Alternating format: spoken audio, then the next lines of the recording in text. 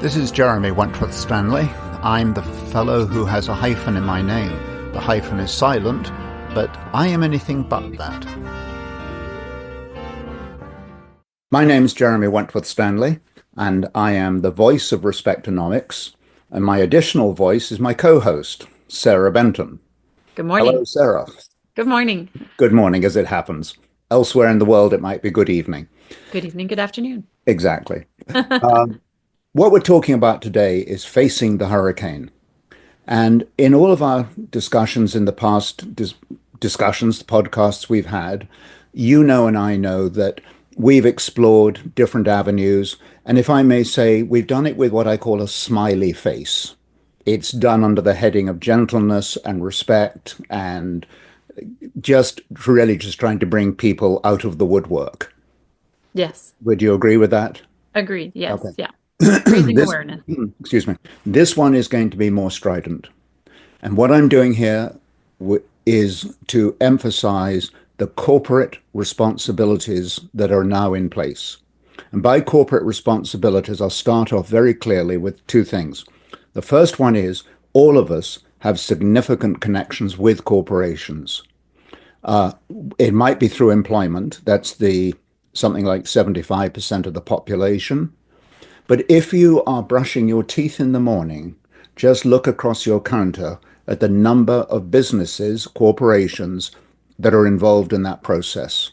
Whether you bought the pieces at Walmart, whether you talk to Colgate, whether you talk to Gillette, we're engaged in an enormous breadth of corporations in all our lives throughout the day. So this is a plea to corporations to pay attention.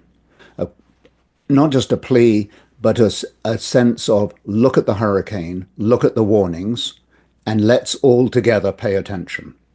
It's not a solo effort. And I want to emphasize my role in this is twofold. One is I am the messenger. I'm not pontificating. I'm not wanting to be in charge or anything like that. I am the messenger. And the second part to the puzzle is I want people to know that we have the tools. Respectonomics has also the tools to be able to deal with some of these issues. Collaboration. Collaboration is one of them, and you state it right there that this is a collaborative approach. And I hope you will agree that Agreed. that's the approach that you're sensing that we're using this morning. But we're focusing on the corporation. I want to be clear on that. Now, one of the other reasons for focusing on the corporation is the incredible responsibility that they have.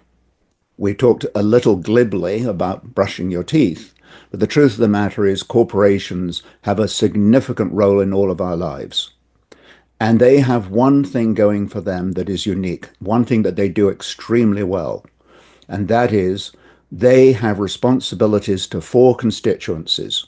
They're responsible to their employees, they're responsible to their suppliers, responsible to their shareholders, and responsible to their customers. And if any one of those four benefits at the expense of the other three, eventually the business will fold. I will give you a classic example today is Tesla. Tesla is a failing corporation. In its time, it was brilliant, it was innovative, it brought new technologies to the table, new ways of distribution, new ways of manufacturing. It was extraordinary. But they took their eye off the road. That's a good pun. They took their eye off the road, and now the fact is the sales of Tesla product are diminishing every day. In fact, the information coming out is that people are trading them as fast as they can. There is what happens when we don't pay attention to the four components or the four constituencies right in front of us. Well, if you think about it from a foundational standpoint, 4 pillars, Mhm. right? That's Yeah, your structural foundation. right. You remove one of those pillars, Yeah, yeah. right? It's like a rainbow. I always think corporate leaders are in Hmm. the business of shining the light through the prism, and the prism is us. But when I you like it. shine that light, and we therefore become almost like a sort of a rainbow, we become a variety of colors. Have you noticed, though, if you take out one color, the whole rainbow collapses? Absolutely. So we're in the business of bringing the whole combination, the whole business of running a business together. The biggest enemy we face today, funnily enough, is not elitism, it's not abuse, it's not bigotry, it's not racism. They're horrible, but it's not those that we really face. The biggest enemy today is indifference. Mm, People, and I heard it said that people, they operate within a 30-kilometer radius of themselves. If everything's okay within 30 kilometers, they're okay too. mm, So, with that in mind, we have to stretch our imaginations. Now, the other reason I'm begging and pleading with this corporate formula is that people, when they hear this message, the people, the masses, the communists would like to call us the proletariat, but we, the working stiffs, we have a yes. responsibility now too.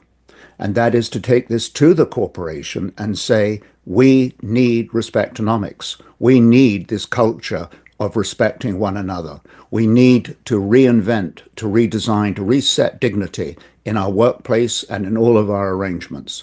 Too many companies today operate on the principles of fear or intimidation. People are very worried about their lives. They're worried about their job security. They're worried about their finances. They're worried about their families. And we need to be totally aware of all of those complications and to help people and guide people through them. And the corporation is in a unique position to do that. And we, the working stiffs, are in a position now to turn to the corporation and say, fundamentally, throw down the gauntlet, if you will, and say, what are you going to do about it? Hmm. Again, I think it's a collaborative approach. Mhm. And if everybody is doing their part, Yeah, right. right? So I want to point one thing to us. I think in all of my adventures and chats with people generally, I have found that people are experiencing anything between loneliness, anger, despair, depression, lack of prospects, all kinds of things. The satisfaction rate that people have in their jobs is at an all-time low. And I believe that we, humanly speaking, that we, the working force, we are actually the canary in the mine. All of these indications that we experience personally, let's just Mhm. take anger or hopelessness, if we take those two issues, they are the canary in the mine that tells everybody or says to us, things aren't right out there. And they're not. We are in a place now where the calamities that could face humanity socially, economically, politically have never been more intense. They are, in one level, very reminiscent of the 20s and the 30s and the Mm, 1900s. We know yes. that. And I made a list of the things that the world is, excuse me, here we are, that the world is facing today. And I'll just go through them. I don't want to speak about each one. I think you have a comment on that that you would like to make. I'm going to just Yes. Yeah. literally run through why is the canary in the mine? Why are we looking at all these issues and understanding their toxicity? We understand the toxicity. The question is, Hmm. do the directors, the officers, the supervisors, and the management of corporations, are they listening to the canary? Right. That's my question. And what the canary is detecting, what it's not a chirp, it's a squawk. It's a very loud sound. It's there. We know it. And the issues that the canary is looking at are debt, worldwide debt, and I'm just going to make one comment. Worldwide debt is now standing at $100 trillion. One Hmm. day, the grim reaper will come along and demand the repayment. It will happen. It has to. And then if you look at credit card balances, if you look at automobile loans and so on, they are all demonstrating nothing less than backwardation. They're not going well.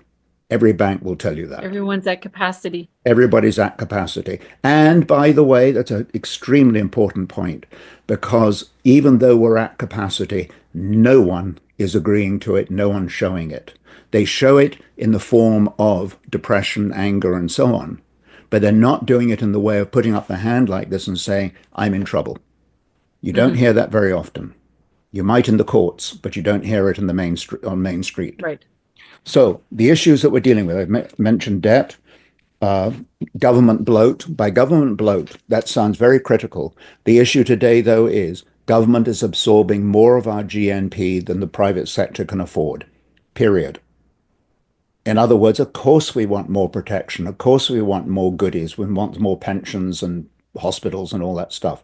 But the private sector is running itself out of capacity to do that because the Right. government dollars are taking more out of the private sector than the private sector can create. We're dealing with issues of labor relations. We've got protectionism, income disparities, polarization, climate issues, the rise of fascism, education, what would you say, falling behind? By that I Mhm. mean, when I say education, I know we've laughed about Jeremy and his Latin and Greek and all that stuff. But there's one thing you will never laugh at me about, and I will never laugh at you about. And that is we define education in ourselves because we want to continue to learn, which is the Yeah. definition of education, to continue to Mhm. want to learn. And if we are finding that people do not wish to continue to want to learn, we have a problem. Right. That's education. Governance governance is an issue of accountability. Food supplies, and people glibly talk about immigration and everything. The fact is that world population shifts, movements have often occurred because they couldn't get food in their local Mhm. area. The animal world, the herds of antelopes or whatever you call them, lions and tigers and even today coyotes, they will tell you the same thing. When their habitat is messed up, they move around. We're in the Yeah. same boat. So we've got food supplies, immigration, which is the proxy on what we've just talked about, the housing issue, Hmm. which is a moral disaster, not to mention a physical disaster. Right. We've got housing, we've got inflation, we've got the money supply issues, too much money is being created. We have AI, and everybody's got their comment on AI. But I will tell you one thing about AI: its primary driver is to see how they can replace the tedious work that we all do. That's another way, camouflaging, if you will, disguising how do we reduce the levels of labor, of employment, Right. workers. And I think that probably sums up the list. It's an extensive list. And each one of those, Sarah, could undo the entire trappings, the tapestry of society. And we're looking at this hurricane in a very, very specific, very in our face way. It's here. And you go back in your history book, you can go back to the ancientest of times when they warned about plagues and this kind of thing. Hmm. More currently, my best example, Churchill warning of the rise of Nazism. He was right in there. And what did people do? They ignored him, they trivialized him, and we all got into the game of appeasement. The Right. fact of the matter is, we need to confront these issues. We need to identify them, which I think we've just done, but we need to confront them, and in plain psychological English, we need to eliminate them. I'm calling on corporations now to stand the test of accountability. That is the one thing corporations do better than any other organization in the world, and that is accountability. It always comes back eventually. We talked about the Tesla example. There is Right. the accountability. We have accountability, corporations have an accountability, and this is their turn to come back to or to reinvent their accountability. We need them to raise the banner, to raise the flag. I don't know if you've noticed in this conversation, we've hardly used any allegories or any metaphors or any sort of, rabbit hole kinds of examples. We're talking real world here. The smile is off our faces. You might even say our teeth are bared. That sounds a little bit heavy, but the truth of the matter is, if we don't take that approach, we will be the ones that will be shunned out of town. Right. And I think the purpose or our intention is to draw awareness to these issues, Absolutely. um, help corporations, organizations Hmm. identify Hmm. with these issues, Yeah. explore these issues, and then collaborate with them to show how Respectonomics can take an integrated approach in terms of assisting them through this process. That is right. The whole essence of respectonomics, the starting gate was, frankly, was to restore the dignity of the human being. And I believe in that. Economics is a transactional process. It means we trade one thing for another, we Hmm. one value for another, and we normally do it with a currency. You pay with a Right. Canadian dollar or a US dollar or a Cruzeiro, whatever you want to, whatever you're using. Our currency is dignity. We want the currency to be traded backwards and forwards between individuals because when we do that, that is when we release the potential of the individual. I can't think of a time when the potential of the individual could be more important. You could talk about collaboration, and I absolutely agree with that. And the extension to that is when we can release the potential of the human being. And when we do that, that is when we come into a world of innovation. We come into a world of productivity. We come into a world of getting rid of the things we don't need to be doing any longer. We come into a world where we can actually start eliminating deficiencies, all for the whole purpose of being loyal to the principal truth that we want prosperity for ourselves, that's fine, but also Hmm. prosperity for our legacy, for our children and grandchildren. Yes, yeah. And so I know that we could go into great length about each of these topics, Mhm, and I believe that that's something that we are going to look at going forward. I think something that we'd like to focus on today, now that you've brought awareness mhm, to corporations in regards to these particular topics, or what you refer to sort of the economic shoreline being treacherous, mhm, as you're referring it to as the hurricane. What we'd like to focus on at the moment now then is, and like I say, we can go into these topics in mhm. greater detail at Right. another point in time, but how is it that Respectonomics can assist in this? What are the specific tools or resources that Respectonomic has The that we resources can can be, highlight to yeah, the corporations? resources can be divided into two segments. The first one is getting Respectonomics, getting me in front of people. So whether it's through a workshop, whether it's through individual consultancy, whether it's at a shareholders meeting, whatever gathering is taking place, when you need a speaker to speak this language, think Respectonomics, think Jeremy. Let's get this on the show. I'm emphatic that Jeremy is only a messenger. Jeremy falls into the camp of General McCarthy, who said, generals don't die, they just fade away. I would like to Mm, fade away because I would like to see the glory of the corporation and the glory of humanity be the winning hands. right, I want to make that very clear.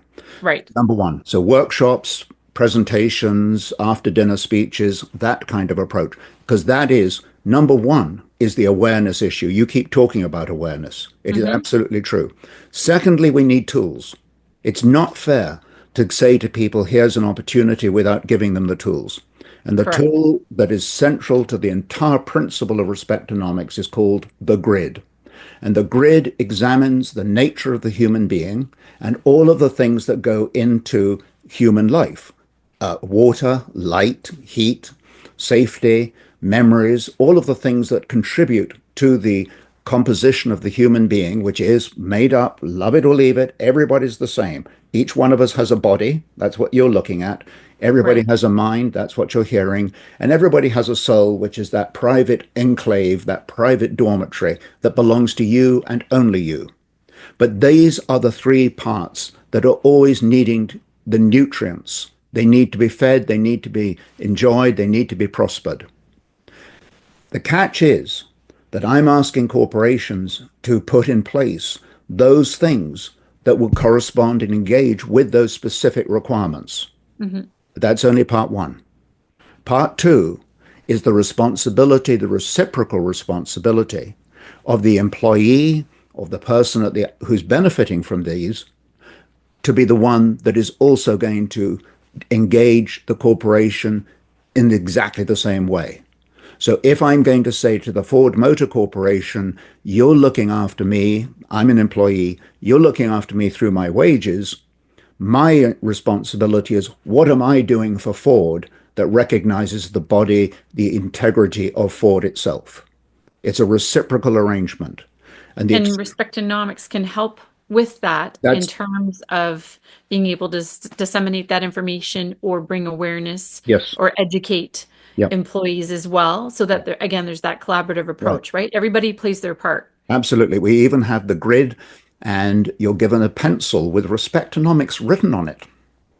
or a pen. I used to have a pen, but pencils now. And the great thing about it is that it allows you to fill in the parts that matter to you. Mm. So, for example, I'll give you one, and I'm just going to give you one example here. Rest.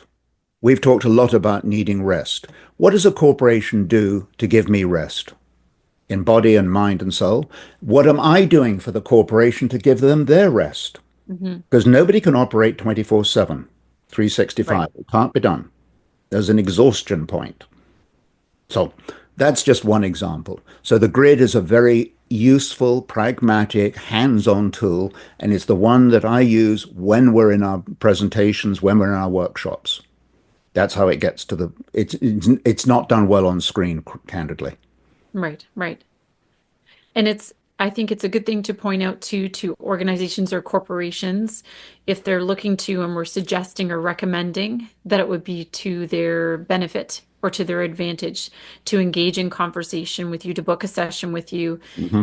It can be the initial one can be, it doesn't Yeah. have to be long in duration. No, It's really just to get to know the business and an understanding of the business, what the challenges are, and how Respectonomics yourself can help identify what the issues are and help collaborate with them in order to bring things all together. I agree. And not only do I agree, we're trying to do this, I hope, in half an hour. I haven't dared look at my clock this morning. Yes, we're getting close. Okay, well, then I'm going to sign off, and here it is. In my former life, as a in the business of the investment industry, my focus was on wealth management.